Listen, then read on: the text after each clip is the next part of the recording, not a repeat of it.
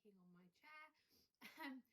So I had a really good response to my last video that I put up, and I put a little poll out on my Instagram and kind of said, what would you guys like to see? And I had someone come back to me and say, your pregnancy experience so far. And I thought that actually that was quite an interesting one, because I wouldn't necessarily say that I have had the most typical experience. And that's probably because, so if you haven't followed me until recently, or you don't know, prior to this pregnancy, we conceived and I had a miscarriage at just under 7 weeks. It was the most horrendous thing that I've ever been through. And so this pregnancy that I'm in now has been probably different compared to how I potentially would have felt with my first pregnancy. And so I'll kind of go back and I'll talk about my miscarriage. I'm fine about talking about it. I think it's really important to talk about it, because I think that it puts awareness out there, so then other people, if they're in a similar situation, can relate to that. And if you can, you know, if you ever need to reach out, I'm more than happy to talk to people about it. It's something that I went through and it was horrendous. We went through it, but it's taught us a lot, and I'm grateful for the experience in a way, because it made us realise that we were ready to have a baby, that we were, you know, that we were super grateful to be even gifted with that opportunity in the first place, and to be gifted with the opportunity to become parents again is just incredible. So when I had my miscarriage, like I say, I was just under 7 weeks pregnant. I took my pregnancy test at home on my own. I was feeling really weird, and I'm really regular with my periods usually, so I was feeling really weird. I was like 3 or 4, I was like 4 days overdue, and I was going to wait until I was a week overdue to take a test, but we were going out with my parents for dinner in one evening, and I wanted to have a drink. So I wanted to know whether I could or couldn't have a drink. So I was at my mum's house, and on my way home, I was like, right, I'm just going to buy a test and I'm just going to see whether I'm pregnant or not. And lo and behold, I was. And I rang my mum straight away. I was crying. I was like, oh my God, I can't believe it. I knew it. I knew that I was. And then I rang Ollie and said, I need you to come home. He was like, why are you crying? But I think he knew. And then he came home and we kind of sat down and didn't really speak for like 10 minutes, like, wow, this is insane. I wouldn't say that we were trying to conceive as such. And I know there's kind of like a stigma around that, and there's kind of opinions, and I'm trying to kind of dance around that subject, because I don't want it to be like, oh, we weren't trying and we had a baby and stuff like that, because I know that it's been, you know, people have had really hard journeys with trying to conceive.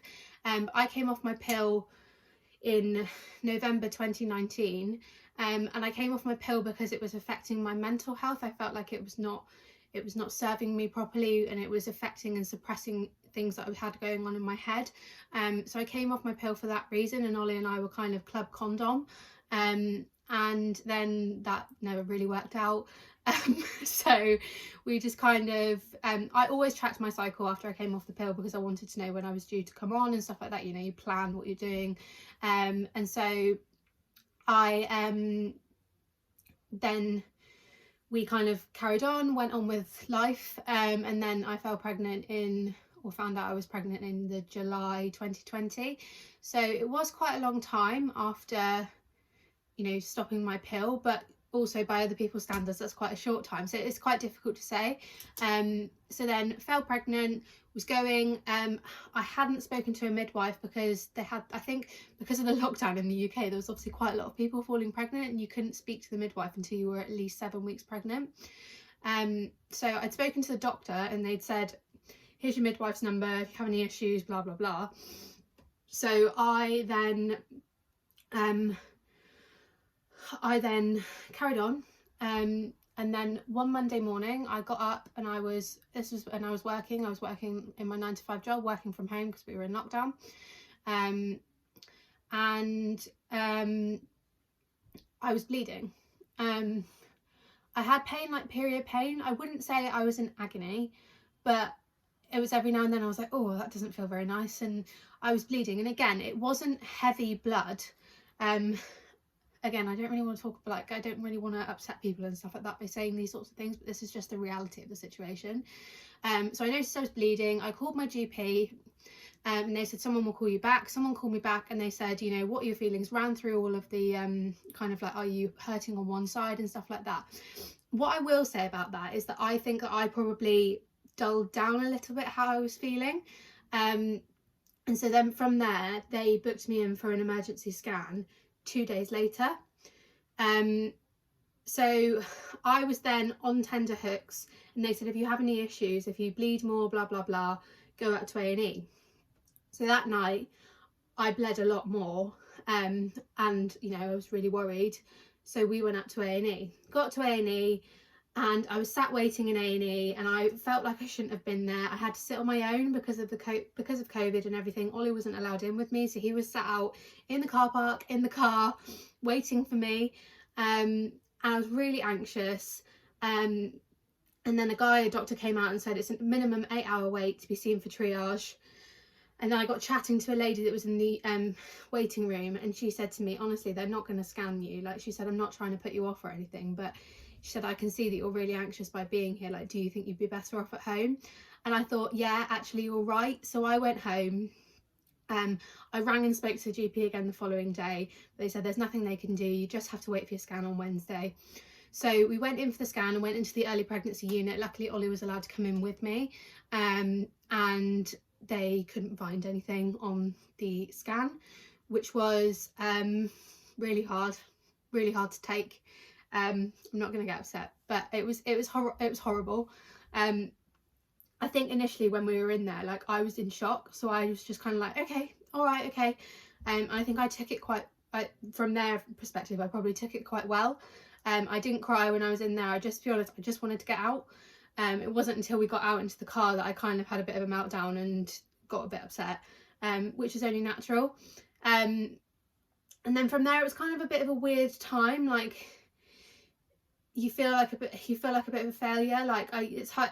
People tell you, you know, it wasn't your fault. It was nothing to do with you, but something wouldn't have been right with the baby. But I still felt like it was my fault. So from there, we just kind of sat down and we spoke about it, Ollie and I, and we said, you know, actually this has taught us quite a lot. It's taught us that if we fall pregnant again, like, we would be, you know, overjoyed. We know that we're ready for that, and it's obviously our sort of time. But we said, you know, let's not put any pressure on it. Let's not try and conceive or anything like that. Let's just see how we go. A couple of weeks later, we went away and we got engaged, which was amazing. We had a weekend away in Bath. And then a few weeks later, I got to the point where it had been 6 weeks after my miscarriage and I hadn't had a period. And I've just felt like something wasn't right. I hadn't had a period, hadn't done any of that in between. So for me, it was just like, this is really, really bizarre. I'm starting to get a bit worried. And so I just bought a pregnancy test. At the time, we'd gone back. I was working again in my 9-to-5 job, which I'm not in anymore. But I was in the office, and one of my friends was actually going out for lunch to get some lunch, and I texted her and said, please, can you buy me a pregnancy test? And she said, yes, of course. Are you okay? Of course. And I was like, yeah, I'm fine. I just need to do it. So I actually did it in the toilets in work. And then I sent a picture of the positive pregnancy test to Ollie, my mum, and my best friend Jess. Like, oh my God, what do you think this means? The first person to text me back was Jess, and she said, oh my God, round 2, can you believe it? And I couldn't. It just didn't sink in at all. It just so happened that Ollie was actually having the busiest day at work of his life. So we didn't speak about it until when we came home. Now, after that, I kind of came home, and the lead up period, I found out when I was about 5 to 6 weeks. The lead up period up to 7 weeks was the most anxious time of my life. I just stopped doing everything. I stopped exercising, stopped everything, because I was like, right, I need to protect. I need to do everything I can to make sure that I am healthy and stuff like that. Whereas in reality, it makes absolutely no difference. Like, if there's something wrong with the baby, there's something wrong with the baby. So I then became really protective. We got past the 7-week point and I thought, oh, perhaps I'll relax now. But then I couldn't relax, because then I was like, oh, what if we go to 12-week scan and something's wrong there? So went for the 12-week scan. It was actually a little bit earlier than what they thought I was. I was 11 weeks and 4 days. So they rebooked me for another scan the following week so they could do all the kind of Down syndrome tests and stuff like that that they need you to be past 12 weeks for. So I went back the following week. Baby was fine. Everything was cool, what they were expecting, and it was so overwhelming. And I was so amazed that we'd been so lucky to conceive so quickly again, and that everything was going really well. So then I thought, okay, now I'll relax. I didn't. I am now 22 weeks today, and I wouldn't say I've relaxed at all. I'm really positive about the pregnancy, and it feels completely different this time. I can feel the baby now. I can feel the kicks. I can, I feel really well in myself. I'm exercising. I'm trying, staying healthy and stuff like that. And it's not that I wasn't doing that before. It's just that I feel different this time and I feel more together. But yeah, I just haven't relaxed yet. And I guess you see all these people out there that are like, you see your pregnancy and everyone is outwardly on the internet so like, I'm grateful for this experience, I'm loving every second of it and stuff like that. And trust me, I am trying. I'm really, really trying to enjoy it and make the most of it. And I'm starting to settle down a little bit more now. My bump's growing, I'm feeling the kicks, I'm feeling good. Like, everyone says that I look good and stuff like that, which is lovely. But there's obviously still going to be that kind of seed of doubt in my head, which I'm trying so hard to combat. So yeah, I think it was really important for me to kind of put forward that not everyone has that kind of like everyday wake up like, oh my god, I'm pregnant, everything is so wonderful and stuff like that. It's not that I'm not grateful. I'm so grateful. Like, I feel so lucky and gifted to be given this opportunity so quickly again. But it's not been easy, and it's really hard to express how I feel about it. Like, I'm so excited and I'm so grateful, but I'm also so nervous. And I'm sure there's people out there that feel the same. Like, I've spoken to a lot of people. I've been quite open about how I've felt about it with like friends and stuff like that, and everyone said, it's totally normal, but you need to know that this time's different. And my biggest supporter in it's been Ollie. Ollie's been amazing. My mum and my dad have been amazing, and my closest friends have been fantastic as well. So I've got an amazing support network around me. It's just me. And I think when you've been through something so traumatic before, if you have like the slightest little thing, you're like, oh my god.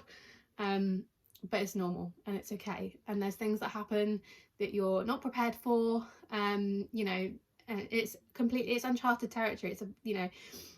I've had a pregnancy before, and I will never discount that pregnancy, but this is my first kind of like longer pregnancy experience, and so going into this I have no idea what to expect. I don't know, you can read as many books as you like, but actually when you're doing it, it's completely different. And one of my best friends is a doctor, and poor her, I've been literally messaging her every day like, oh my god, I've had this, is it normal, is it okay, I've googled it, and she's just like, Daisy, stop. So the only advice that I will give to you if you've been through something similar is don't torture yourself. Try your best to keep calm. The positive manifestations and stuff like that you can find on YouTube for pregnancy in your first trimester and stuff like that are amazing. Read a book that makes you happy. It doesn't have to be about pregnancy. You don't have to immerse yourself in everything pregnancy. Just do things that make you happy. Stay in a positive mindset if you can, but also be honest with how you're feeling. Like, it's totally normal. And yeah, so I'm 22 weeks now. Baby is doing really, really well. We had our anomaly scan a couple of weeks ago and it went really, really well. They had no anomalies that they could find. So I'm really excited, and now is kind of the time where I'm like, okay, you need to enjoy this and make the most of it, because a child is a gift, and to be able to give this, you know, to be gifted this opportunity, I feel eternally grateful, and so does Ollie. So yeah, I've realised that I've kind of yapped on for quite a long time about this now, but I thought it was really important to kind of come out and be honest about how I've felt up until this point, because I think that there will be people that will go through something similar, and if they can lean on this video and if it brings anyone any kind of comfort or help, then that is the reason that I'm doing it. So any questions at all, of course, please get in contact with me. If you did want to follow me on Instagram, I'll put my handle in the description box. But I really hope this was helpful, and I hope you all have a fantastic rest of your week. Bye.